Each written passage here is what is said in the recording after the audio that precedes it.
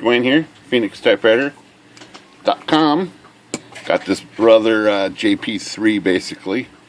So it's their more heavy duty portable that I've been had to take another look at this before I put it back on the shelf because it got dusty.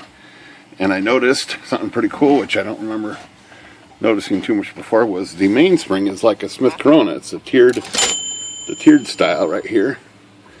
And it's also mounted at this strange angle with this pulley, you know, to guide the drawstring. And so it tiers like this, like the Smith Corona. So it keeps the same tension all the way throughout the length of the carriage here. I think that's pretty neat.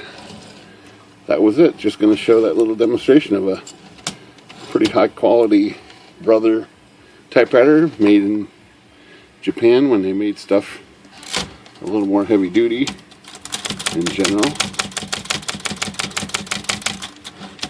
Alright, Phoenix Typewriter. Good day.